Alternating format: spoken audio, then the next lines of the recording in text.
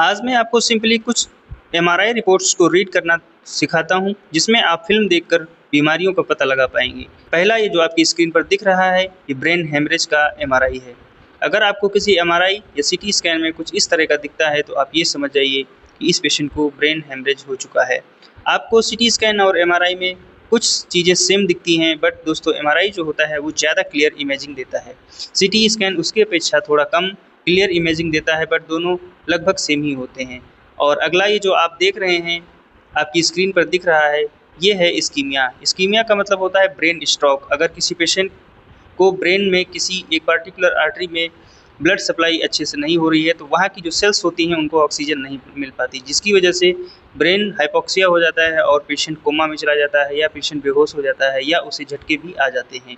अगला, ये जो आप देख रहे हैं, ये ब्रेन एन्यूरिज्म है। एन्यूरिज्म का मतलब होता है कि कुछ आर्टरी और वेन जो कि प्रेशर की वजह से बहुत ज़्यादा एक पार्टिकुलर एरिया में स्वैलन हो जाती है, वहाँ पे सूजन आ जाती है, वहाँ पर कुछ गुच्छे टाइप की एक संरचना दिखने लगती है, जिसे एन्यूरिज्म कहते हैं।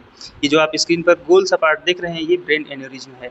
नेक्स्ट, ये जो आपकी स्क्रीन पर दिख रहा है, ये आर्टेरियोवेनस मालफॉर्मेशन है। आर्टेरियोवेनस मालफॉर्मेशन का मतलब ये होता है कि जो आपकी आर्टरी और वेन्स दोनों अलग अलग होती हैं, बट कुछ ऐसी कंडीशन आती हैं जिनमें आर्टरी और वेन दोनों आपस में कनेक्ट हो जाती हैं, तो इसे आर्टेरियोवेनस मालफॉर्मेशन कहते हैं। इससे क्या होता है कि पेशेंट का जो ब्लड है वो आर्टरी से डायरेक्ट वेन में बहुत ही ज़्यादा हाई प्रेशर के साथ जाता है, जिससे पेशेंट को काफ़ी दिक्कतें होती हैं।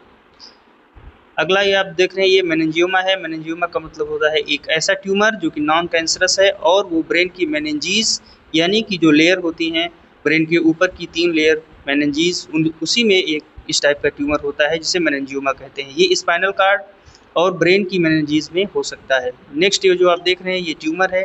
ब्रेन ट्यूमर दोस्तों ब्रेन के किसी भी पार्ट में हो सकता है, बट ये स्पाइनल कॉर्ड में नहीं हो सकता, क्योंकि स्पाइनल कॉर्ड में इतना स्पेस नहीं होता है। तो स्पाइनल कॉर्ड में मेनिंजियोमा हो सकता है, बट ट्यूमर नहीं हो सकता, लेकिन ब्रेन में ट्यूमर और मेनिंजियोमा दोनों हो सकते हैं। तो ये था एक क्लियर डिफरेंस। अगर आपको वीडियो अच्छा लगा तो मेरे चैनल को लाइक और सब्सक्राइब जरूर करें। Thank you for watching.